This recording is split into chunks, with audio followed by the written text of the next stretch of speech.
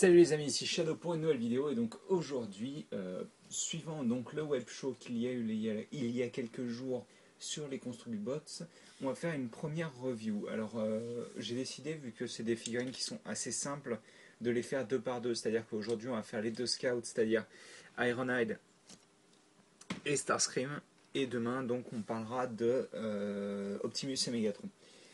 Donc comme vous pouvez le voir, c'est des figurines qui sont quand même assez massives, hein. Pour vous donner un ordre d'idée, je vais le faire tout de suite. Voici une comparaison de taille avec Papy Castagne. Donc vous pouvez voir quand même qu'elles ont, pour des figurines qui valent 10 dollars ou 10 euros, qu'elles sont quand même assez massives.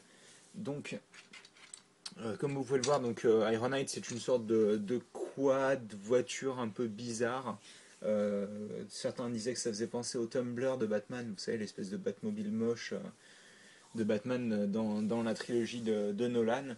Je vois à peu près l'idée, personnellement je m'imagine juste que c'est un petit véhicule, c'est simple, c'est même plus du robot in disguise, c'est juste un véhicule utilitaire, c'est-à-dire qu'en fait il l'utilise pour rouler, pour défoncer absolument tout le monde, et c'est amplement suffisant. Au niveau de Starscream, je me permets de pousser Ironhide pour le moment. Au niveau de Starscream, comme vous pouvez le voir, donc c'est une sorte de jet avec les ailes, donc la voilure en canard. Pas d'aileron, pas de queue ni rien, vraiment, c'est juste le corps de l'avion avec les ailes et les armes. C'est vraiment tout ce qu'il y a. Il n'y a vraiment rien d'autre, quoi. Sachant que ce qui est quand même assez cool, c'est que au final, le mode même. Bon, alors, normalement, il est censé être comme ça. Mais comme ça rend horrible, comme ceci, on laisse les ailes comme ça. On s'embête pas. Ça rend beaucoup mieux. Et en plus, c'est beaucoup plus compact.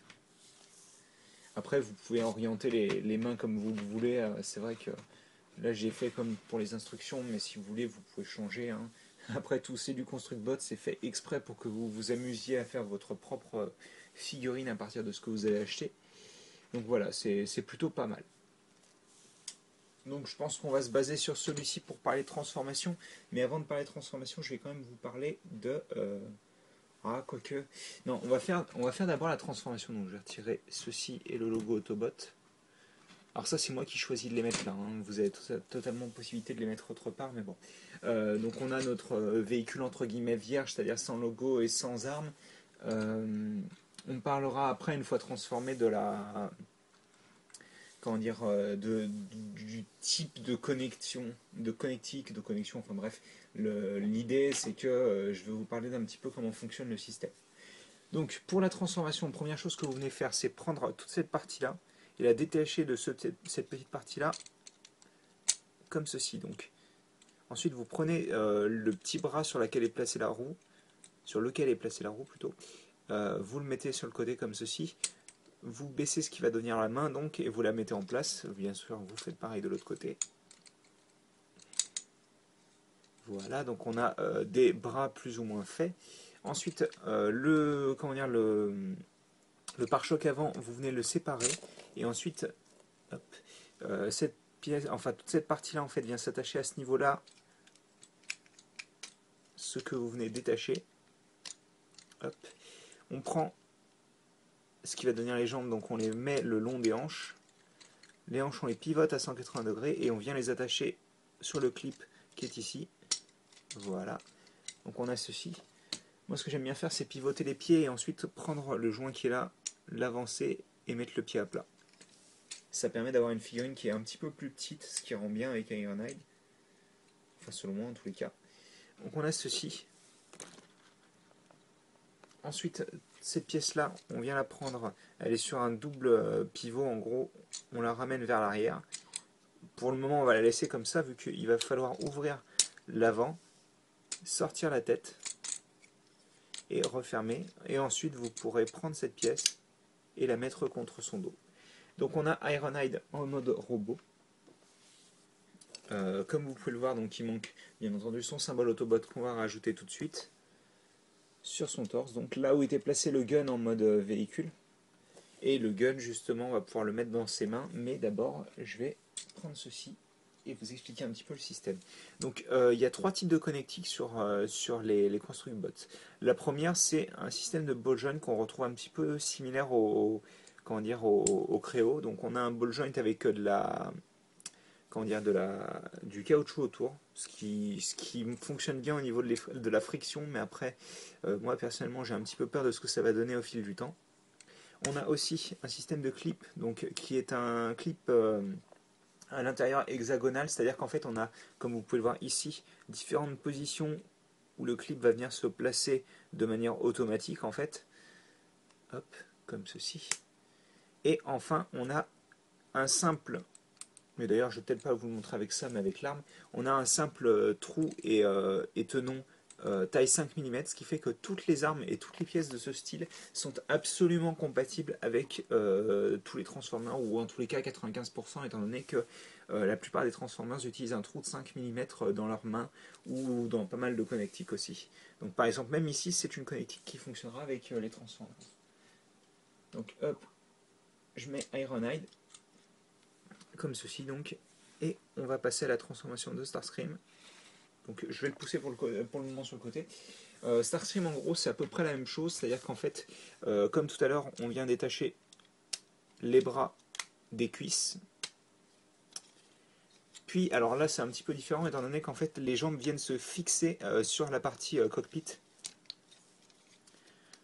J'ai dit les bras ou les jambes, je sais plus, les pieds en tous les cas viennent se fixer grâce à ce petit trou et à ce tenon là. Puis ensuite on fait comme avec Ironhide et on détache. Hop, on pivote, on attache, on met les jambes le long du corps. Hop, donc on a ceci. On vient prendre le cockpit, on le met. Moi j'aime bien le mettre comme ceci personnellement. Il est un petit peu moins bien constitué que celui d'Ironhide, mais bon. On prend la tête, on la pivote vers le haut. On met les bras correctement. On peut, si on veut, détacher les armes. Moi j'aime bien les mettre sur ses mains. D'ailleurs je crois que c'est ce qui est montré sur la boîte, si je dis pas de bêtises. Il me semble qu'ils les mettent aussi sur les mains de Starscream. Et on a notre Starscream transformé complètement en mode robot. Donc les articulations sont exactement les mêmes en fonction de la figurine. Il n'y a vraiment quasiment aucune différence, hein, si je ne dis pas de bêtises. Il y a peut-être la limitation de certains pieds, mais au final, tous les moules d'avant-bras permettent d'avoir 90 degrés au niveau du coude, et tous les moules de jambes permettent d'avoir 90 degrés au niveau du genou, de toute manière. Donc, je vais mettre côte à côte. Hop. Pour le faire rentrer dans la frame et lui donner un petit peu plus de dynamisme, on va lui mettre les ailes un peu en arrière. Alors comme vous pouvez le voir, hop, je me permets de faire un focus, et j'en avais parlé lors de la vidéo, la tête est à moitié peinte, sachant que c'est le cas pour absolument tous les modèles de Starscream à ce jour. Il n'y en a pas eu un seul qui était peint complètement, j'en ai jamais vu en tous les cas. C'est vrai que ça me dérange un petit peu parce que sinon Starscream est plus ou moins parfait au niveau de la figurine en elle-même, que j'aime vraiment beaucoup. Et c'est dommage parce que c'est vraiment la figurine que j'attendais le plus. Mais c'est pas si dérangeant que ça. Tant qu'on. Je sais que c'est énervant, mais c'est. Tant qu'on fait abstraction de ça, la figurine reste quand même très très bonne. Au niveau d'Ironhide, j'aime beaucoup la tête. Moi, la mienne a un petit problème de peinture au niveau de la joue droite, mais très franchement, ça ne me dérange pas plus que ça. La tête est vraiment magnifique. Et, euh, et franchement, ouais, non, j'ai vraiment un feeling Ironhide-esque quand je vois cette figurine. Alors, on va refaire un focus correct.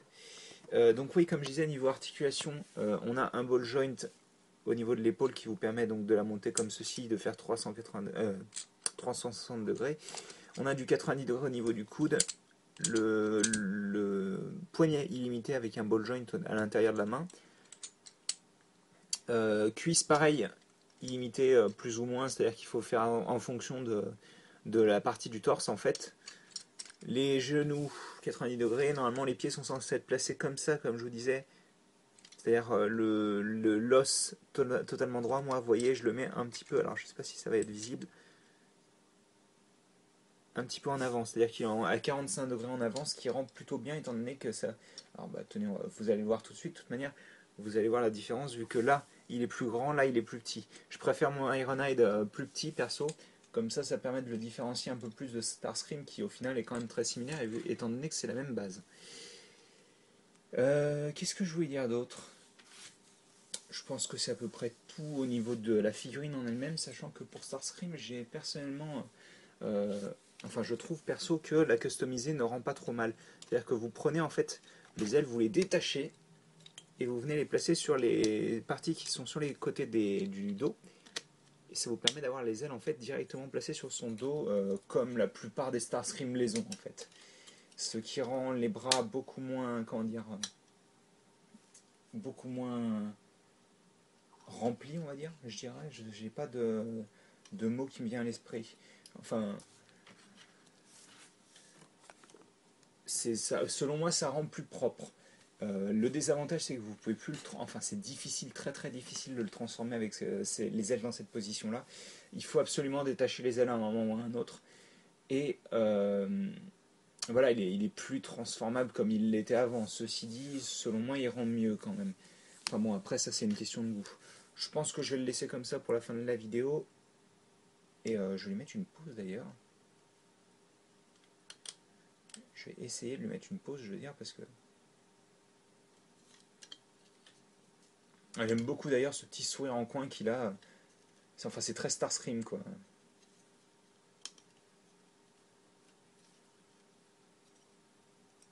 Est-ce que... Ah, excusez-moi, c'est vrai que ça prend un peu de temps. Parce que comme les ball joints ne sont pas forcément simples à bouger, c'est pas forcément les figurines les plus sympathiques à poser de prime abord quand vous ne savez pas vous en servir. Et au niveau d'Ironhide, moi ce que j'aime bien faire,